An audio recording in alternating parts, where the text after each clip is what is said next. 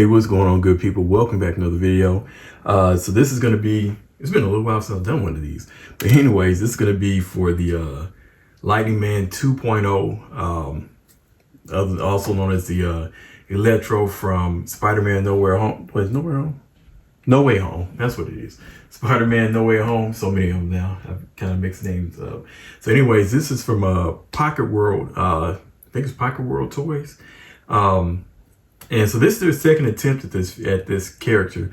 They did one for the Amazing Spider-Man 2. It looked cool, but as far as articulation with the suit, it had that leather suit, which I'll show in a little bit. It really limited a lot of the articulation. It did have the cool feature, the one I bought, where you could light the head up and everything with the battery. So it had the translucent head. So when you cut the lights off, you can light the head off. So that was pretty cool. This one, it looks good. It does have. I ran into some QC issues right off the bat, at least one, and that's just taking out a package. And like I said, it looks good. There are a couple of things I don't like about it. Looking at it, like one, that's about as far as the arms go down. They don't go down any further than that. I don't know if it's because of the gear he's wearing or what. But we'll kind of get into that a little bit. But it does have Jamie Foxx likeness, so I thought that was pretty cool. Honestly, I'm probably going to end up using this for a custom figure. I've been wanting to make a Django figure for a while or something, so I'll probably use that head for this, because I don't really care too much for the body. And I use the soft goods and everything and use it for another figure. But again, the likeness is pretty good. I like that. One of the things I do like over the previous version is it's a separate piece. The neck and head is a separate piece. So you can actually move the head around independently. So that is an improvement, a vast improvement over the last one. So this one I'm talking about the QC issues. I had this piece, which goes on the arm, immediately fell off when I took it out of the package.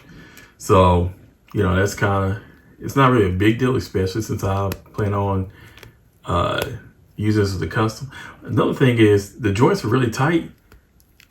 So when you move, you get this clicking sound. That's about as far up as the arm will go. So it's not going up any higher than that.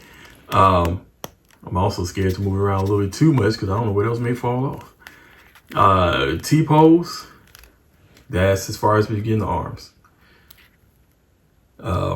So, I mean, just taking a second to look at the figure. I mean, I think it's a nice looking figure overall.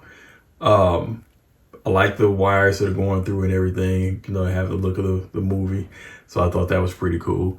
Then the legs, and I'm assuming this is because of the soft goods again. That's as far up as you're going to get.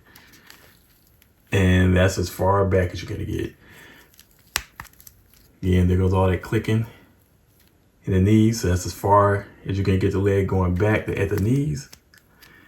And he does have a little bit of a rocker on the ankle and an up and down pivot. Same foot. Well, can the wrist move? The wrist can swivel, but I'm not seeing much of a,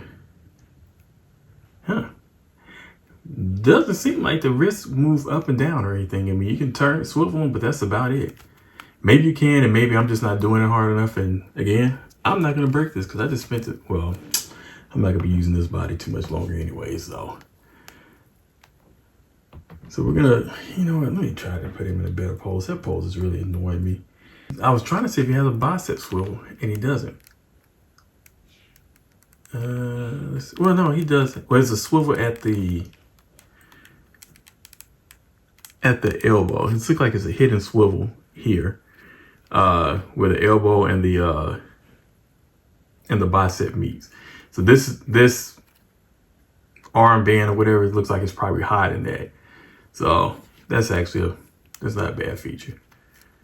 I mean, it'd be better if you could put the arms down more, but so we're just gonna set him up here. See if I can get him to stand. And so then we'll go over some of the accessories. So he comes with 2 extra sets of hands. So he has these open splayed hands.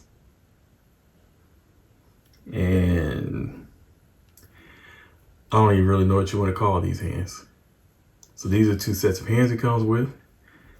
And then this is the face lightning effect.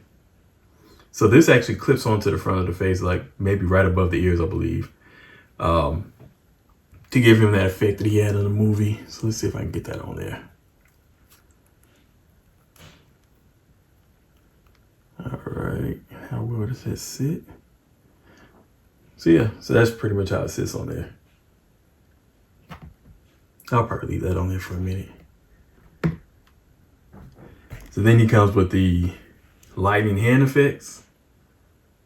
And I believe this just kind of drapes over his body. I'm not sure. I have to look at some pics, some photos or something, see how this goes on his body. But it probably just goes around his body. Oh, and then lastly, what he comes with is this lovely stand. And then it comes with a stand too that has like the bendy wire or whatever in it. I actually like these kind of stands. I do like how they added the face like it did on the last figure for the base. And then just for quick comparisons, bring in the previous version. So if I can get him to just keep standing up. So this is the previous version of him. So like I said, I like I like the look of it. But he really can't move much. The way that the leather or whatever this is so snug on him that it severely limits the articulation for the figure. Let's see what else. Oh, while I'm up here. So this is the Marvel Legends Sandman. Actually, the only one I don't have from this movie is, almost knocked that over, is the Lizard. Let me move him out of the way. Now Doc Ock, I think this is also made by Pocket World. I'm not really sure. I can't remember. It's been so long since I bought that one. And let me shift these over a little bit. I don't even know if I can get this last one in frame.